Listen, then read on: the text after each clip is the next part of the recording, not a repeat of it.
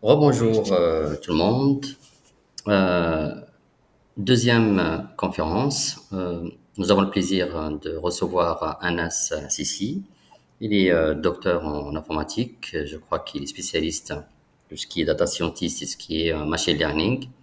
Et on aura le plaisir d'écouter son intervention autour de l'intelligence artificielle au service de la qualité logicielle.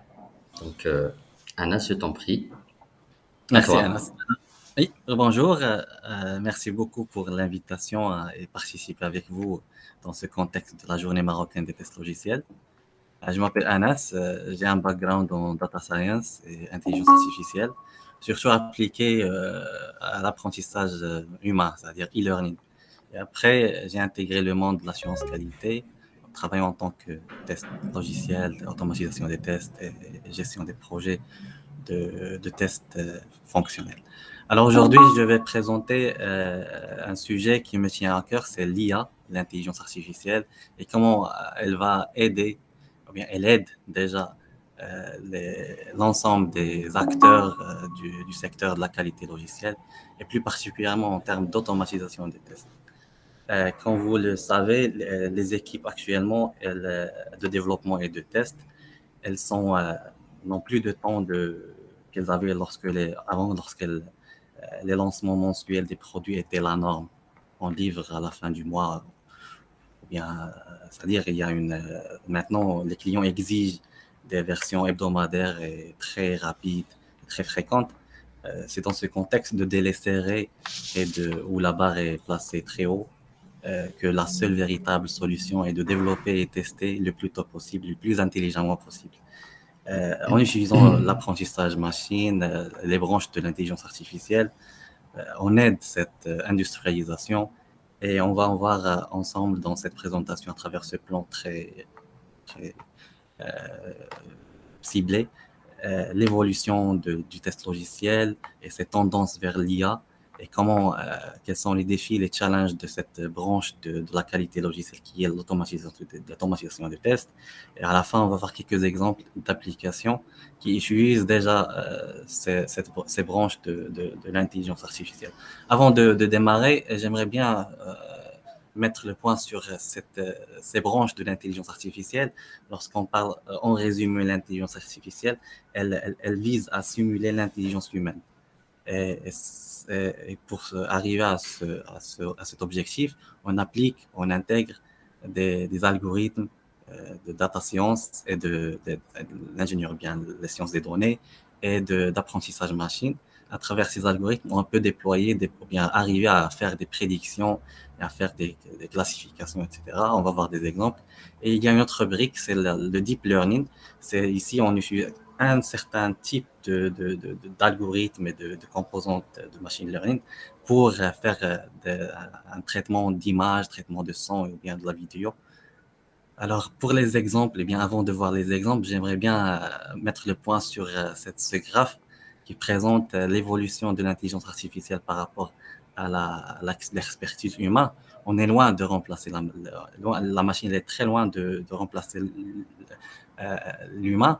Par contre, cette évolution d'appliquer l'IA dans les différents secteurs industriels, elle va créer de nouveaux opportunités, elle va créer de nouveaux métiers déjà. Alors, on voit déjà le testing, pas seulement des applications, mais le testing de ces modèles intelligents, le testing de ce monde d'intelligence artificielle. D'accord? Alors, pour les machines, ou bien les exemples du machine learning, il y a trois classes, ou bien trois familles. Il y a lorsqu'on fait apprendre à la machine quelque chose, soit à travers un renforcement, et les exemples, surtout dans le robotique, ou bien par un apprentissage supervisé, soit pour faire des classifications pour les diagnostics, la détection des fraudes, la classification d'images, ou bien par des régressions des calculs mathématiques. Il y a aussi l'apprentissage insupervisé, où on a le data science par la réduction des dimensions, tout ce qui est big data et visualisation, et le clustering, par exemple, le fameux exemple de ces applications de streaming, par exemple Netflix, etc., ou bien YouTube, qui utilisent ces techniques d'apprentissage insupervisé pour faire des prédictions et aider l'utilisateur final à avoir une meilleure expérience. Alors, pour l'évolution des tests logiciels, comme vous le savez, on a passé par différentes phases et on est maintenant dans un contexte où le testing, ou bien l'intégration et le déploiement continu qui est devenu le strict minimum chez l'ensemble des équipes. Et pour tout projet de développement logiciel avec des versions sortantes chaque semaine et chaque jour. Alors, les équipes de test sont pressées par le temps pour compléter les cycles de test. La première solution était l'automatisation. Mais cela prend beaucoup de temps et il a beaucoup de défis, beaucoup de challenges et consomme beaucoup de ressources. À titre d'exemple, les principaux problèmes d'automatisation sont, par exemple, l'identification des cas de test, des scénarios, le codage qui requiert des compétences, ainsi que la maintenance, surtout la maintenance du code qui consomme beaucoup de temps et beaucoup de charges.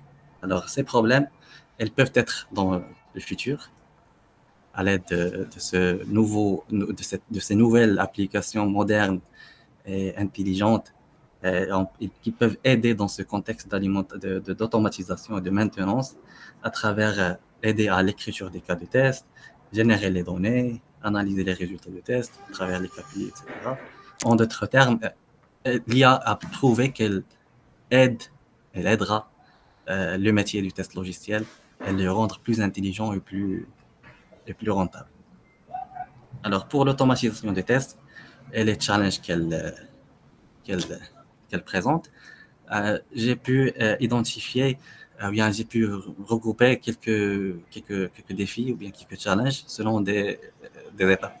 Parlons par exemple de la phase de la planification. Lorsqu'on est devant une opportunité, il faut monter une équipe et démarrer l'automatisation des tests. Cette tâche, les outils d'automatisation actuels, ils exigent des mesures ou bien des membres avec certaines compétences, certaines qualités. Et pour chercher ces qualités, ces compétences, on est ça consomme du temps et ça devient très souvent un obstacle à la mise en place rapide d'une nouvelle stratégie ou d'une nouvelle équipe. Alors, divers outils actuels d'automatisation de tests, je parle des outils de nouvelle génération, elles ont incorporé l'intelligence artificielle pour fournir aux testeurs une plateforme de script, on peut dire semi-code, ou bien parfois totalement sans code, pour surmonter ce problème et faire de sorte à que les équipes ou bien les membres de l'équipe intègrent le projet plus rapidement et commencent déjà à contribuer à l'automatisation des tests avec ces projets ou bien ces applications de nouvelle génération. Pour la partie codage, on est tous d'accord que l'automatisation ou bien les pratiques du DevOps actuelles nous ont épargné beaucoup de défis, beaucoup d'obstacles. Un grand nombre de tâches sont devenues intégrées dans les pipelines et permettent d'accélérer l'industrialisation. Cependant, lorsqu'il s'agit de lancer toujours un nouveau projet from scratch, ou bien écrire une nouvelle suite de tests, ou bien lancer un projet d'automatisation, quelle que soit la réutilisation des blocs, ou bien des composants, nous finissons toujours par réécrire une grande quantité de code similaire. Et par exemple, dans chaque projet d'automatisation web, par exemple, il faut toujours réécrire les classes de pages et générer les modèles de données. Alors, imaginez un peu si on arrive à avoir un outil qui nous permet de générer des squelettes, bien des modèles très rapidement, et il serait très facile par la suite de commencer à l'automatisation de tests. Alors, c'est un autre domaine où nous pouvons utiliser l'intelligence artificielle pour générer automatiquement des squelettes d'automatisation et commencer à faire du codage très rapidement. Le deuxième point, c'est la maintenance des tests. Ici, il y a le terme du flaky test. Très souvent, nous devons passer des heures à déterminer si l'échec d'un test est dû à un problème dans l'application ou bien ça vient d'un échec aléatoire d'un code, d'un scénario de test mal écrit ou le développeur a loupé quelque chose. Alors, ces échecs de tests déterministes et incohérents sont appelés les flaky tests. Et c'est le problème des testeurs. Ils sont capables de retarder parce qu'ils retardent la livraison, parfois sans raison valable. Alors, il s'agit d'un véritable défi pour toutes les équipes d'assurance qualité. Un autre objectif des outils d'automatisation modernes, de nouvelle génération, est de nous aider à écrire des cas de tests plus robustes et aussi de nous permettre de détecter ou bien de trouver des modèles dans les échecs, des patterns dans les échecs aléatoires de ces tests afin de pouvoir prendre les mesures nécessaires plus rapidement et ne pas retarder la livraison ou bien sans raison valable. Ici, j'ai montré un graphe qui présente, je pense, qui présente le pourcentage des phases chez un testeur. La maintenance des tests peut sembler être une partie inévitable à l'automatisation des tests, mais est-ce que vous avez déjà réfléchi à l'impact réel de cette phase? Pour de nombreuses équipes, la maintenance des tests occupe près de 60% du temps ou bien de la charge. Vous savez, ça signifie réellement beaucoup. Par exemple, sur 100 heures d'un ingénieur de test, il a 60 heures qui seront consacrées uniquement à la maintenance des tests. Cela signifie que 60 heures à réparer, à débugger les tests qui fonctionnent parfaitement. Les résultats de tout cela est qu'au fil du temps, les équipes commencent rapidement à souffrir de la dette. On ne parle pas de la dette logicielle technique, mais aussi la dette de test. Et cette dette, elle est analogue à la dette technique qui peut affecter négativement les équipes de développement. Alors, la maintenance des tests dans le cadre de l'amélioration de l'expérience client, les applications web subissent chaque jour ou bien très rapidement, très souvent des modifications mineures de l'interface utilisateur, bien que ces changements soient à peine perceptibles par un utilisateur. Un humain qui effectue une transaction sur l'application. Il faut normalement échouer nos scripts de façon automatique parce qu'il y a un changement derrière. Et ça fait échouer les tests lors de l'exécution de certaines actions sur la page. Même un changement d'une ligne de code est très minime. Ça peut coûter plusieurs heures de mise à jour du code d'automatisation de tests. Alors, un cadre d'automatisation de tests équipé d'algorithmes intelligents alimentés par du machine learning, elle peut éliminer l'intervention humaine dans les mises en jour des scripts pour des changements mineurs. Alors, ces modèles ils doivent être raffinés et utilisés de telle sorte qu'ils seront capables de faire la distinction entre un changement mineur et le corriger et un bug ou bien un problème fonctionnel sur l'application. Et pour résoudre ce problème, l'idée de base, c'est de travailler avec, par exemple, pour vous montrer un exemple d'application, de travailler avec les localisateurs qui se corrigent automatiquement, l'auto-heal locator. Ces composantes, ils détectent automatiquement le localisateur sur la page qui est cassé et le remplacent automatiquement par un nouveau localisateur et continue l'exécution de la pile de tests sans problème. Alors, un exemple réel de l'utilisation d'une application qui s'appelle Functionize, qui utilise l'IA pour aider les équipes test à faire dérouler ce processus de testing dès la phase de la création jusqu'à la communication des bugs. On voit bien que l'automatisation des tests par l'IA a un impact sur l'ensemble des phases du processus d'assurance qualité. Elle permet instantanément de réduire l'écart d'automatisation et permet d'éliminer d'une façon très claire la dette du test. Alors, ce seul fait devrait convaincre la plupart d'entre nous à adopter un modèle intelligent, un modèle basé sur l'intelligence artificielle et passer à une approche moderne d'automatisation des tests. Comme vous voyez ici, pour 100 utilisateurs, ils ont pu économiser plus de 15 000 heures de travail. Et on voit en haut l'écart entre, on prend par exemple l'automatisation de test automation.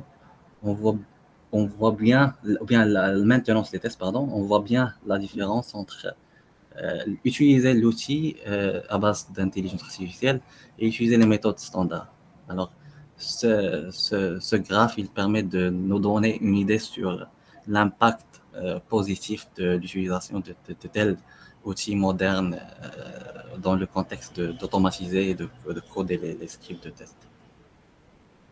Alors, quelques exemples d'applications. Je ne vais pas faire du marketing pour vous donner les ensembles des applications qui existent sur le marché, qui évoluent chaque jour, mais je vais présenter un petit exemple pour voir qu'est-ce qui est derrière ces méthodes d'intelligence ou bien de prédiction automatique intelligente.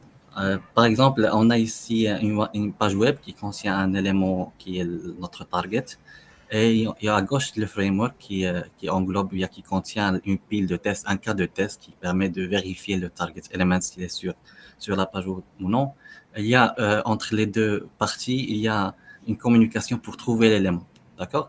Et si l'élément est trouvé, on est bon, mais si l'élément is not found en rouge, il faut revenir et faire appel à notre script en bas, d'accord? Pour demander de corriger le localisateur cassé et le remplacer par un nouveau localisateur. Pour fournir ce nouveau localisateur, on utilise un module de décision, de prise de décision basé sur les modèles pour générer un nouveau localisateur. Et ces localisateurs, pour les gérer, on passe par 3 étapes. La première, c'est la formation. On scanne l'ensemble des localisateurs, l'ensemble des tags. Après, on capture les éléments sur les éléments, les informations sur les éléments, et on génère le localisateur dynamique. Bien sûr, il y a une phase de stockage de toutes les informations dans une base de données, par exemple. Et dans la phase d'exécution, il y a des modèles de machine learning qui sont ajoutés, qui permettent de faire la prédiction à base d'un calcul de stabilité de confiance. Alors, pour comprendre l'exemple, par exemple, ici, j'ai à gauche, j'ai l'ensemble des éléments, bien des informations sur un élément graphique sur l'IHM, sur la page web. Alors, toutes les informations. Et si ce localisateur déjà utilisé par le premier, c'est un bouton ID égale submit form, s'il est pas, il est cassé, il faut faire appel au programme à ce modèle de machine learning pour calculer un pourcentage de confidence et générer pour un nouveau XPath généré à travers un calcul de stabilité de confiance. Et ça permet de générer un XPath corrigé et pouvoir continuer les tests automatisés sans générer un problème, parce qu'il n'y a pas un problème, il y a un changement d'un XPath par le dev, il n'y a pas à communiquer aux testeurs pour mettre à jour leur test, alors il faut le corriger au lieu de retarder la livraison.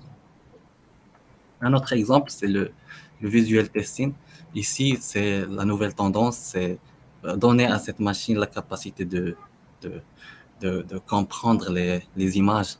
Alors, il y a une startup qui utilise cette technique basée sur les modèles. L'idée est très simple.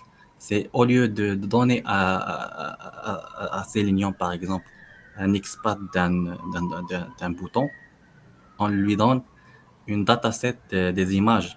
Par exemple, on est sur un contexte de e-commerce. On donne toutes les images du panier. Et après, on fait pour créer ce modèle, c'est-à-dire on fait un apprentissage à la machine pour qu'elle comprenne à quoi ressemble un panier. Et sur notre test automatisé, il suffit d'appeler, par exemple, Elements by Custom. Après, on rajoute un sémantique. Par exemple, ici, on a rajouté AI carte. C'est pour détecter le panier sur la page. Et je pense que cette approche, c'est le futur du visual testing. Au lieu de créer les XPath et chercher les éléments sur les interfaces, on peut travailler avec le visual testing et maximiser la rentabilité. Par exemple, ici, c'est l'algorithme derrière. C'est une sorte de classification. Par exemple, ici, j'ai un élément. Je cherche, par exemple, un panier. J'ai une liste, un ensemble d'images de paniers. Et après, pour comprendre, par exemple, carte, panier en anglais, on passe par une phase de classification avec ce label. On va sur la classification, on fait appel à un modèle et on permet, qui se base sur un modèle de e-commerce, il permet de faire la prédiction où se trouve le panier. Il va chercher sur la page, il va détecter l'image, il va cliquer sur le bouton de panier. Donc cette approche, elle est très intelligente et très rapide. Elle nous épargne beaucoup de temps en termes de maintenance du code et de codage surtout. Alors, voilà, avant de conclure, il y a une panoplie d'applications à base d'intelligence artificielle qui font un bon chiffre d'affaires. Par exemple, Apply Tools, Testim, TestEI, Functionize, Perfecto. Ce sont tous des outils qui ont déjà commencé à intégrer, à rajouter, à raffiner leur modèle intelligent. Ils sont sur le marché, ils commencent à avoir des clients potentiels. Lequel est open source? Franchement, c'est pas oui, en termes de rentabilité, de retour sur investissement, je pense qu'ils sont pas très chers. D'accord, ok, ça marche. Oui.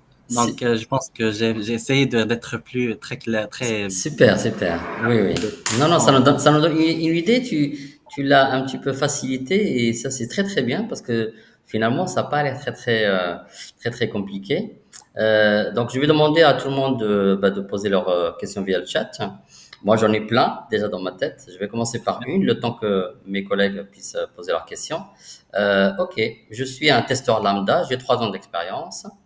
Je fais du test fonctionnel, un peu d'automatisation, voilà. Un testeur lambda, comment il peut commencer à s'intéresser, enfin comment, quel est le parcours qu'il doit faire pour devenir opérationnel sur l'intelligence artificielle dans ses tests? d'accord. Quel type de formation, par où il doit commencer? Quels sont ses Oui. prérequis, etc. Si tu peux, voilà, conseiller un testeur de 3 ans d'expérience, par exemple. Oui, mais CNS, ici, ce sont des tests, ce sont des applications à utiliser, c'est-à-dire il va être un utilisateur final de ces applications, un consommateur de ces applications. Mais si la question est de comment intégrer le monde de l'intelligence artificielle avec un background testing, si Oui, c'est la question. Alors, pour démarrer déjà, il faut commencer par des études en mathématiques. C'est la règle. Après, utiliser des outils qui sont déjà sur le marché, par exemple TensorFlow, et commencer à jouer avec du Python, avec des modèles, et créer des scénarios, créer des petites applications. Je pense que c'est le chemin à adopter pour pourquoi j'ai besoin de revenir un petit peu sur mes bases mathématiques? Oui, c'est la règle parce que les modèles, pour comparer entre les différents algorithmes, les différents métriques, ou bien les différents calculs et les différents résultats, il faut avoir déjà une base en mathématiques et en D'accord, statistique parce que ces modèles-là, ils reposent sur les maths derrière. C'est pas. d'accord, Mais heureusement, les applications, par exemple, TensorFlow, c'est un outil qui est open source, je pense de Google, je pense. Il permet aux utilisateurs de jouer avec ces algorithmes, de voir les résultats, de travailler avec et apprendre très rapidement. ok. Par exemple, si n'importe qui peut s'entraîner avec ces outils-là et commencer à automatiser des petits scénarios, par exemple. Bien sûr, oui, bien sûr. D'accord, d'accord, ok. Ça ne demande pas un long parcours de formation ou bien un long apprentissage. C'est ça Non, que je veux savoir, déjà, moi. oui, déjà, l'information est déjà sur la toile. Donc, c'est D'accord, très simple d'accord, à intégrer, à commencer à apprendre. Oui. d'accord. Très, très bien. Quels sont les secteurs d'activité qui sont friands de ces technologies actuellement? Alors, Plutôt banque, plutôt assurance, plutôt industrie, plutôt on aéronautique, parle de, plutôt on médical. parle Ouais. de, on parle du testing avec l'IA. Oui, oui. Oui. Alors, sur ce slide, j'ai mis les applications qui utilisent ces technologies. Et ils ont déjà des clients tels que Google, Facebook, qui ont déjà commencé à utiliser l'IA dans leur processus de testing. D'accord, Ouais, d'accord. Donc les gros éditeurs ou exact. Oui, les grands GAFA, comme on dit, quoi, ouais, qu'ils ont besoin de faire beaucoup de tests, quoi. D'accord, exactement. Oui. très bien. Alors, soyez pas timide. Est-ce qu'il y a-t-il des questions?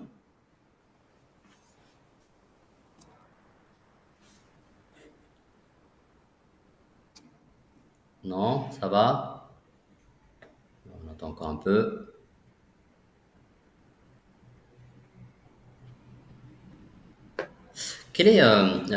Quand l'intelligence artificielle a été mise sur le marché? Je ne parle pas de la recherche, la naissance, hein, mais plutôt voilà, vulgarisée, quoi. C'est quoi? C'est quelque chose qui est nouveau? Ça date il y a 5 ans, il y a 10 ans, il y a... Par exemple, l'intégration de l'IA avec Selenium, j'ai vu une conférence il y a 2 ans. Ouais, Il y a 2 ans. Je pense que ça a commencé en 2018, fin 2017, d'accord, début d'accord. 2018. Oui, donc c'est une tendance comme le RPA, le Robotic Process Automation. Oui, oui, oui. Les premiers conférences ou premiers projets, ils étaient nés en 2014, donc c'est assez récent. Ça doit être à peu Ouais. près la même tendance. Ah, là, je vois un petit message. Alors, une question. Avons-nous des métriques sur l'apport de l'IA dans le domaine du testing logiciel? Oui, bien sûr. Alors, ces éditeurs-là, ils ont déjà, par exemple, ici, j'ai présenté un rapport de Functionize, je pense, ici, voilà, ici. Ouais, Ici, celui-là, là. Hmm. oui, ça permet de voir, en utilisant Functionize, on a pu économiser pour 10 utilisateurs 15 000 heures de travail. Ouais, j'ai vu, ouais. Hmm. Ouais, ouais, c'est Ça énorme. permet de gagner beaucoup de temps en termes de création, en termes d'analyse et de maintenance, surtout. Ça permet de gagner du temps par rapport à l'utilisation d'un framework d'automatisation traditionnel. Oui, donc ça, c'était la question de Zoé, j'ai oublié de dire le nom. Alors après, j'ai une question de Anir. L'intelligence artificielle permet de trouver un remplaçant pour des liens cassés dans une page web. Bien sûr. Alors, c'est le principe du auto-healing ou bien la correction automatique. Il repose sur un modèle derrière de machine learning qui te permet de faire la prédiction à travers un calcul. Et ici, comme vous voyez sur l'écran, ici, c'est un broken XPath. Enfin, c'est-à-dire le test a essayé de cliquer, par exemple, sur ce bouton, mais ça marche pas. Il y a un Hmm. changement. Donc, le résultat, c'est d'avoir un test en échec.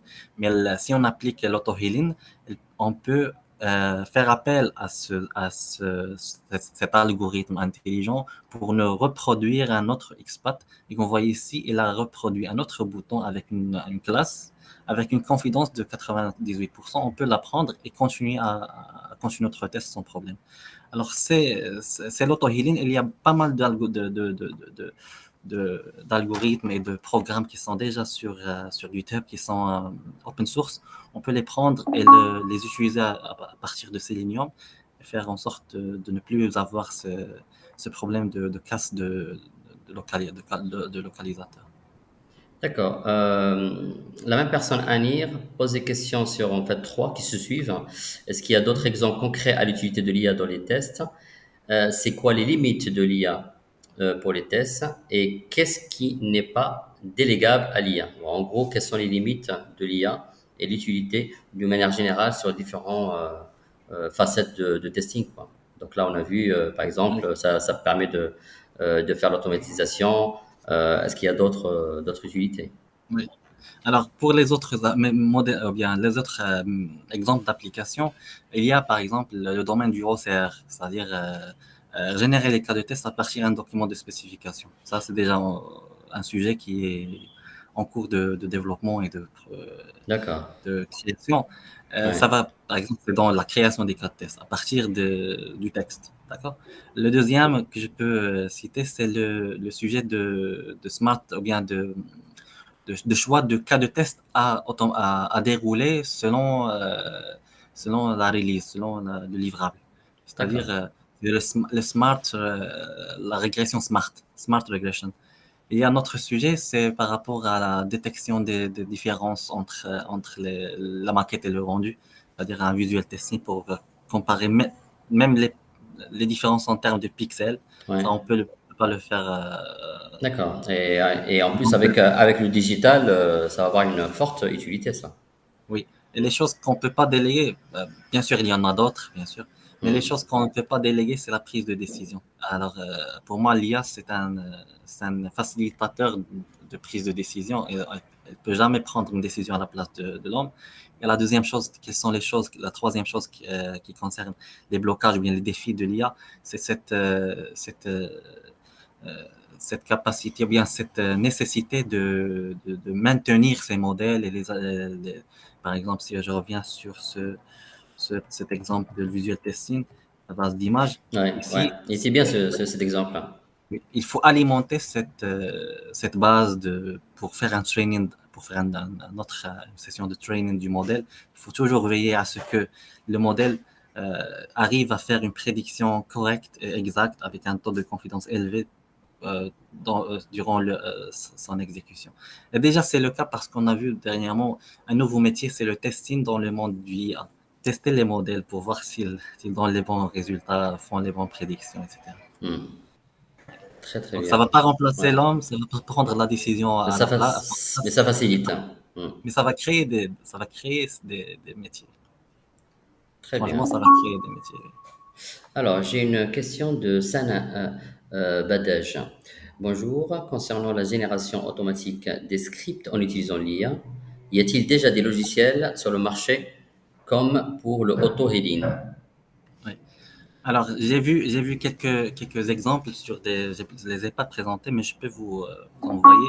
J'ai vu quelques articles scientifiques qui travaillent, leur thème, c'est de la génération des cas de tests à partir du fichier de spécification. Et il y a des résultats, ce sont un travail scientifique. Bien sûr, il est fort possible que sera Donc, utilisé. il y a beaucoup de sémantique dedans. Il y a l'analyse sémantique. Ça Bien peut pas sûr, être juste l'analyse syntaxique. Il faut de la sémantique. non, bien Ouais, c'est le sûr, oui, sens, quoi. oui, Ouais. exactement. Mais ça évolue très vite. On peut avoir très prochainement un outil qui permet de scanner le doc et de faire sortir bien D'accord. scanner les exigences et faire sortir les cas de test. Il y a un autre exemple, je me rappelle d'un robot qui permet de faire à travers, on lui donne un modèle, il parcourt l'ensemble des écrans et selon les résultats obtenus, il permet de générer un cas de test. C'est-à-dire, je vais passer par telle étape, ensuite l'étape A, étape B, étape C. Et après, il va refaire la même chose. Et le résultat attendu est déjà sauvegardé. Il va le comparer avec et nous faire sortir des résultats. D'accord. Très, très bien. Moi, j'ai une dernière question. Est-ce que l'intelligence artificielle, dans le testing bien sûr, est appliquée dans les projets au Maroc? As-tu eu Franchement, connaissance ou, ou toi-même, est-ce que tu t'as pu le réaliser ou c'est toujours encore dans le monde de recherche? alors j'ai déjà commencé à faire un peu de cette intégration de l'IA dans le domaine d'automatisation, bien du codage des tests. D'accord. J'ai commencé par, franchement, au Maroc, j'ai pas une visibilité sur les autres, mais Ouais. pour personnellement, j'ai réalisé quelques outils qui permettent de générer les exploits automatiquement. Mais tu as d'autres confrères dans le domaine, juste pour savoir si, si ça se généralise un petit peu ou pas. Oui? Oui, franchement, oui. D'accord. C'est dans une optique de recherche et développement. Ils essaient de trouver D'accord. les nouvelles réalisations, les nouvelles tendances, ils essaient de les appliquer dans leur process. D'accord. Très intéressant. D'accord. Mais je pense que, par exemple, le sujet de la qualité de code ici, ce qui génère des KPI, des métriques, etc., je pense qu'on va le voir après. Alors, ces KPI, pour les faire sortir, il y a derrière du data science, il y a derrière des calculs, il y a derrière des modèles. Et je pense que c'est aussi un contexte très prometteur Ouais, une pour autre piste, ouais. oui, Je pour l'IA. vois. Ouais, Ici, dans la présentation, j'ai parlé que de la partie automatisation des tests, qui ouais. est une petite partie du Non, mais métier. ça nous intéresse parce que c'est dans notre métier, ça fait partie de nos activités, ouais. D'accord. Donc, ça peut aller aussi vers la qualité du code, en fait, aussi. Exactement, c'est déjà le cas Mm. avec SonarCube. Ouais, Je pense qu'ils n'utilisent pas du IA, mais ils peuvent le faire. ils peuvent le faire, ouais. Un machine learning, ouais. Très bien.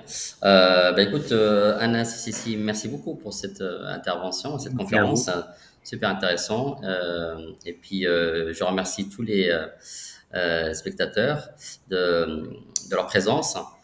Écoutez, on fait une pause déjeuner, donc je vous souhaite bon appétit et on reprend donc à 13h15 avec Annie Radid pour le sujet de pilotage des tests par des KPI et apparemment pas n'importe quel KPI. Voilà, donc bon appétit, à tout à l'heure. Très bien. Merci.